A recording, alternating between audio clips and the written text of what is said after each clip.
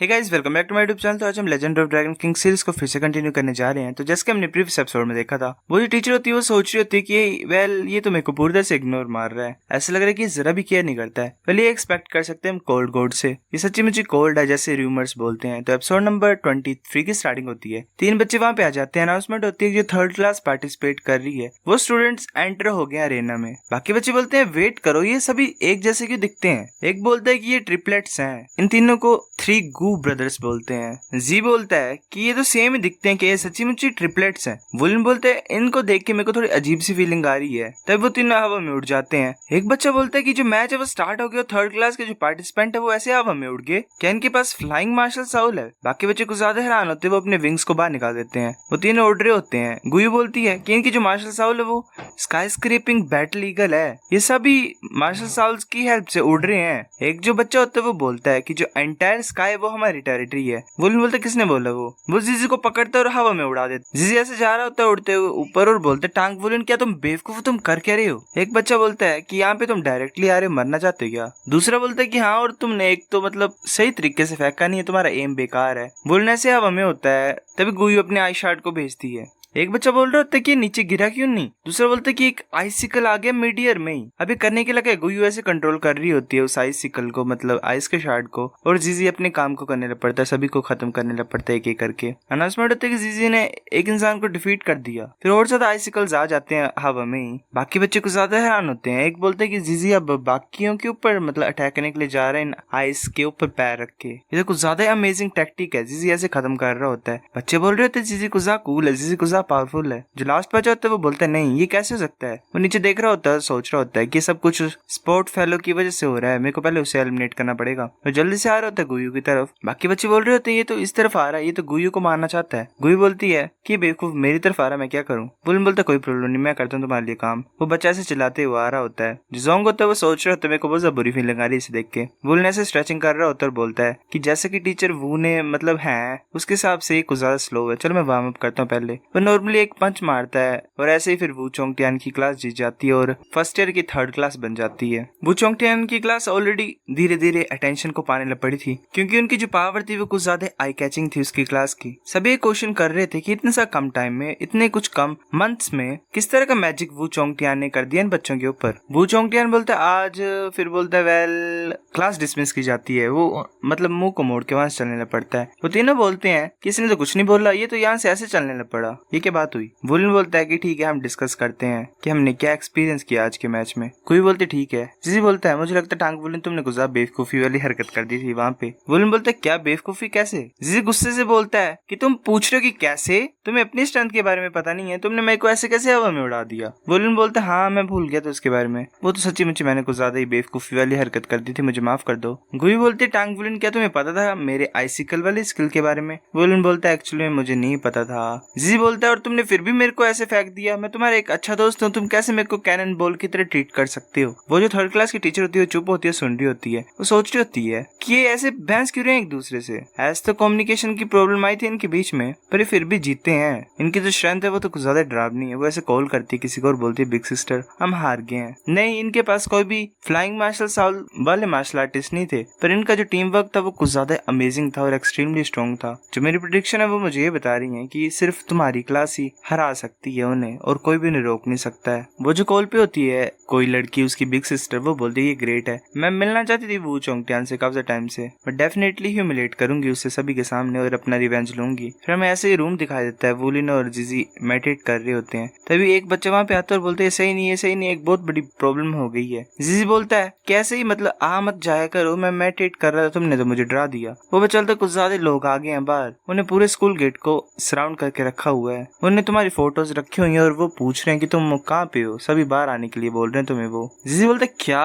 वो पक्का ग्वांगलोंग की गैंग होगी, मैं जाता हूँ और उन्हें मारता हूँ। वुलन बोलते जीजी वेट करो, उन्हें पता है कि ये साउल मास्टर अकेडमी, फिर भी वो यहाँ पे आए हिम्मत करके, ये सिंपल मैटर नहीं होगा, हमें ऐसी हरकतें नहीं करनी चाहिए। जीजी बोलते तो हम क्या करें? वुलन बोलते चलो वू चोंगटियान सेंसे को बोलते हैं। वो बोलता है क्या तुमने वहाँ पे शॉप पे प्रॉब्लम कोज कर दी थी? तभी हम बाहर का सीन दिखाता है। डीन बोलते कि तुम्हारे पास कुछ ज्यादा हिम्मत है ना कि तुम यहाँ पे आ रहे हो, तुम्हें पता भी है कि स्कूल के गेट के बाहर तुम ऐसे कुछ नहीं कर सकते, तुम करना क्या चाहते हो? एक गैंगस्टर बोलते बकवास करना बंद करो और उन बच्चों को हमें दे दो। तुम्हारे एकेडमी के बच्चों ने हमें ऐसे पहले धमकाया है, जल्दी करो वरना हम खुद जाएंगे अंदर और फाइंड करेंगे। डीन सोच रहा होता है कि इन लोगों में से कुछ लोग ऐसे हैं जिनके पास एसेंस टूल्स हैं जो कि यूनियन ने बैन करके रखा हुआ है लोगों के ऊपर यूज करने के लिए। पर जैसे जैसे टेक्नोलॉजी में इंक्रीज आता जा रहा है, मतलब नॉर्मल लोग जो होते हैं जिनके पास एसेंस टूल होते हैं और उनके बीच में और स्पिरिट मास्टर्स के बीच में जो गैप है वो कम होता जा रहा है। मतलब नॉर्मल लोग पावरफुल हो जा रहे हैं साइंस और टेक्नोलॉजी की वजह से। पर ये चीज भी मतलब डीन को नहीं डरा रही है, डीन को एक्चुअल में एक इंसान डरा रहा है। वो इंसान बोलता है कि उन्होंने मेरे लिटिल ब्रदर ग्वांग लोंग को कुछ सीरियस इंजरीज दे दी हैं, हमसे तुम्हें बोल ही रहे हैं कि हैंड ओवर कर दो, ये सही होगा तुम्हारे लिए। डीन सोच रहा होता है कि एक्चुअल में ये जो मैन है ये डोंगहाई सिटी का मेका ब्रिगेड कैप्टन ग्वांग बायो है। डीन सोच रहा होता है कि जो मेका ब्रिगेड है वो मास्टर रेजिमेंट रैंक में होती है। ये सिर्फ डोंगाई सिटी का जो चीफ एग्जीक्यूटिव होता है उससे एक लेवल कम होते हैं। ये कोस्टल सिटीज में आर्म्ड फोर्स जो कि यूनियन ने रखी हुई है। मैंने सुना जो ग्वांग बायो की कल्टीवेशन है वो 6 स्पीड ड्रिंक्स में पहुंच गई है। ये एक्चुअली में असली स्पीड एम्परर है और उसका मेका मास्टर का रैंक भी एम्परर लेवल में पहुंच गया होगा। वो जो होता है गैंगस्टर वो बोलता है कि जो मेरा लिटिल ब्रदर है उसे बुली किया गया है, मैं एक बड़ा भाई हूँ, मेरे को रिस्पॉन्सिबिलिटी लेनी पड़ेगी और इन्वेस्टिगेट करना पड़ेगा इस प्रॉब्लम के बारे में। हम सिर्फ इस प्लेस को इन्वेस्टिगेट कर रहे हैं, जल्दी करो और उन बच्चों को हमें दे दो वरना हम खुद एंटर करेंगे। पहले थोड़े से बेवकूफ है क्या, बच्चों की फाइट थी, वो बच्चों से हार गया, वो नमूना और क्या चाहिए उसे।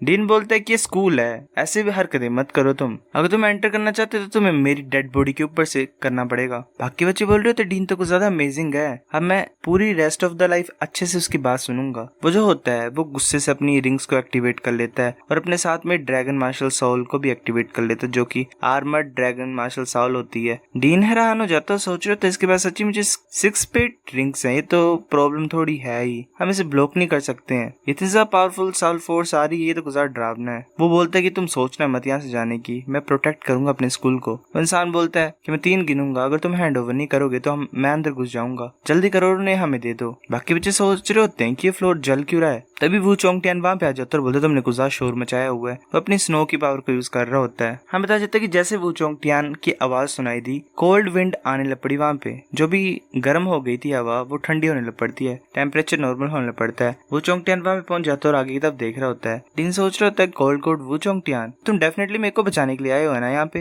वेल एक्चुअली में नहीं आया होता है। वो चोंगटियान अपनी स्वॉर्ड को अनलीश कर लेता है। हमें ऐसे डिस्क्रिप्शन दी जाती है कि स्वॉर्ड की टिप ऑटम स्प्रिंग की तरह लग रही होती है, स्वॉर्ड की जो लाइट थी वो वाटर की तरह नीचे गिर रही होती है, व्हाइट क्लॉथ्स, ब्लू स्वॉर्ड, बाल हवा में उड़ रहे होते हैं, ऐसे इमोर्टल की तरह फीलिंग आ रही होती है, मतलब इमोर्टल लग रहा होता है एक तरह से। वो उस टाइम पे कोई भी कोल्डनेस नहीं थी वो चोंगटियान की आइज में। वो अपनी स्वॉर्ड की तरफ ऐसे देख रहा था जैसे कि उसका प्यार है, वो बहुत सा प्यार से ट्रीट कर रहा होता है अपनी स्वॉर्ड को। वो जो होता है इंसान वो बोलता है कि ऐसे तुम हरकतें कर रहे बेवकूफों की तरह, कौन हो तुम, अपनी स्वॉर्ड को पहले बाहर तो निकालो। वो ऐसे ऑर्डर देने लगता है ब्रदर्स। फिर वो कुछ हैरान हो जाता है क्योंकि वो चोंगटियान ने अपनी रिंग्स एक्टिवेट कर ली होती हैं। एक गैंगस्टर बोलता है ये इंसान, इसके पास भी 6 स्पीड रिंग्स हैं और उनमें से 2 ब्लैक स्पीड रिंग्स हैं, 10,000 ईयर की स्पीड रिंग्स। वो चोंगटियान बोलता है अब तुम्हें डरने की कोई जरूरत नहीं क्योंकि ऑलरेडी कुछ ज्यादा लेट हो गया है।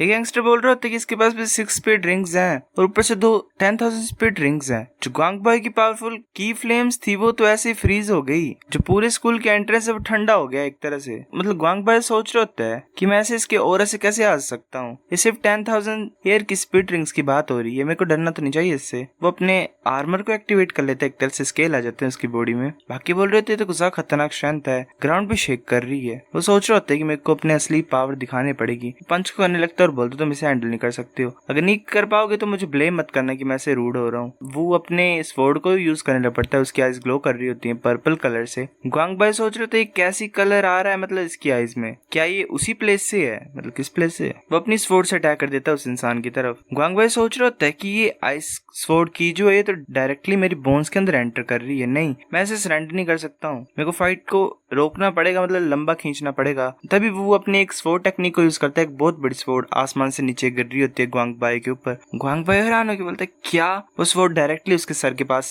आके रोक देता है वो चोंगटियान। वो चोंगटियान उसकी तरफ देख रहा होता है, ऐसे घूर रहा होता है अपनी पर्पल आइज से। डीन सोच रहा होता है जो कलर है वो चोंगटियान के प्यूपल्स का वो चेंज हो गया पर्पल में, क्या सच्ची मुझे उस प्लेस से है। वो चोंगटियान बोलते ठीक है, जहाँ से तुम आए हो वहाँ को दफा हो जाओ, तुम देख सकते हो कितना डिफरेंस है मेरे और तुम्हारे बीच में, अगर तुम फिर भी ट्राई करना चाहते हो तो तुम ठीक ठाक नहीं पहुंचोगे वापस। एक गैंगस्टर बोलते है ब्रिगेडियन कैप्टन अब हम क्या करें, हमारे पास मैकाज भी है। जॉन भाई बोलता है कि चुप करो, हम वापस जा रहे हैं। वो सोच रहा होता है, मेरे को पता नहीं था कि स्कूल के पास ऐसा एक्सपर्ट होगा। अगर हम स्पीड डिवाइसेस और मैकास को भी यूज करेंगे फिर भी हम इसके अगेंस्ट में कुछ नहीं कर पाएंगे। सिचुएशन से बचने के लिए मुझे लगता है पीछे हटना ज्यादा अच्छा होगा। जो भी लड़कियां होती हैं वो बोलती हैं कि कोल्ड कोड वाओ ये तो कुजा हैंडसम है। एक बोल रही होती है कि कुजा कूल हो तुम, प्रिंस चार्मिंग। वो ऐसे चिल्ला रहे होते, पागल हो गए होते हैं एक तरह से वो चोंगटियान के इस करिश्मे को देख के। सो गाइस एपिसोड नंबर 23 इतना था। अगर आपको वीडियो पसंद तो लाइक करनी, बेफिक्र लाइक कर दो, शेयर कर दो, साथ कमेंट करके बता। अगर आपको वीडियो कैसी लगी सब्सक्राइब करो। तब तक के लिए बाय बाय।